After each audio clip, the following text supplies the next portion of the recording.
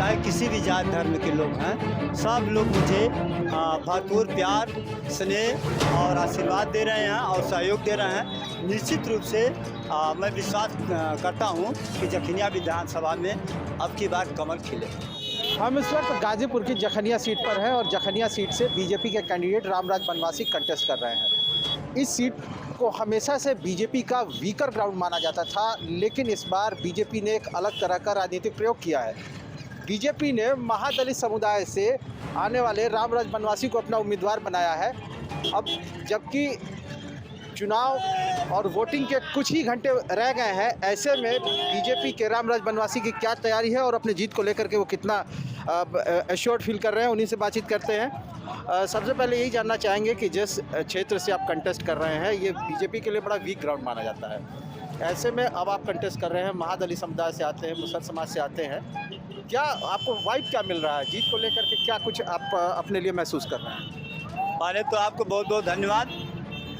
मैं इस जखनिया विधानसभा 373 से भारतीय जनता पार्टी का उम्मीदवार हूं और यहाँ जो है चाहे किसी भी जात धर्म के लोग हैं, सब लोग मुझे भरपूर प्यार, स्नेह और आशीर्वाद दे रहे हैं और सहयोग दे रहे हैं। निश्चित रूप से मैं विश्वास करता हूं कि जखनिया विधानसभा में अब की बार कमल खिलेगा।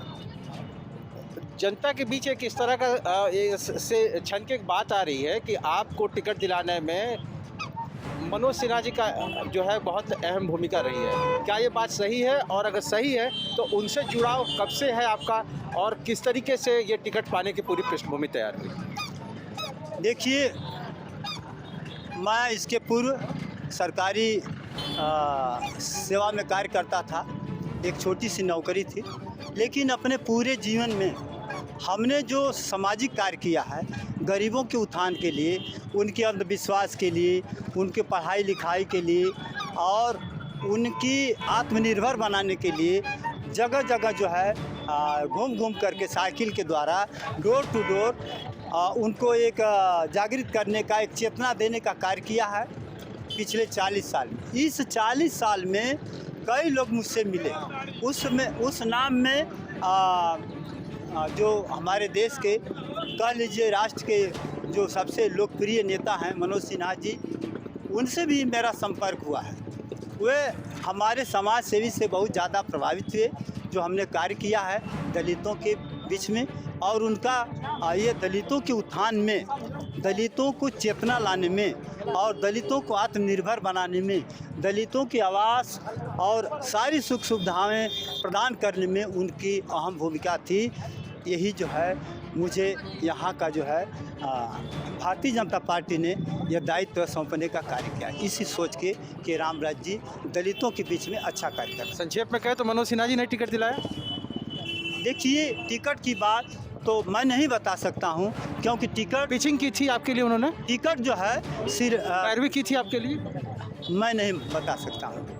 खैर चलिए, अब आगे बात करते हैं कि इस कॉन्स्टिट्यूएंसी में जिस तरह की अब तक के बीजेपी के लिए एक टफ टाइम रहा है, बीजेपी बहुत सेफ यहाँ से महसूस नहीं करती है सियासत के तौर पर। अब आप चूँकि कंटेस्ट कर रहे हैं, तो इस बार किस तरह की चुनौती देख रहे हैं और क्या कुछ आप सियासी समीकरण के आधार पर हमसे साझा करना चाहेंगे? देखिए, जखनिया विधानसभा के हर जन के लोग, चाहे वो पिछड़ी हो, अनुसूचित जात के हों, अनुसूचित जनजात के हों या जनरल जात, सबका मुझे भरपूर सहयोग, प्यार मिल रहा है, स्नेह मिल रहा है और मुझसे किसी तरह का किसी अन्य पार्टी से कंपटीशन नहीं है। मैं निश्चित रूप से वादा करता हूं कि जखनिया विधानसभा में कमल खिलेगा और मैं जखनिया विधानसभा का एक विधायक बन करके जखनिया के विकास में 4 चांद लगाने का प्रयास करूँगा। कितने मतांतर से जीतने की आप उम्मीद रख रहे हैं? कि लगभग जखनिया में जो इस समय हवा चल रही है और जो मुझे प्यार और मोहब्बत दे रहे हैं, तो निश्चित रूप से मैं ये कहता हूँ कि 20,000 मतों से मैं जीतूँगा, अधिक मतों से जीतूँगा। ये थे हमारे साथ रामराज बनवासी जो कि जखनिया सीट से कंटेस्ट कर रहे हैं बीजेपी के सिंबल पर, और इनका ये दावा है कि यह कम से कम 20,000 सीट के मत के अंतरों से यह विजय प्राप्त करेंगे। हालांकि यह भी महत्वपूर्ण है कि जखनिया सीट पर आज तक बीजेपी का खाता नहीं खुला है। एशिया नेट के लिए अमितेश कुमार सिंह, गाजीपुर।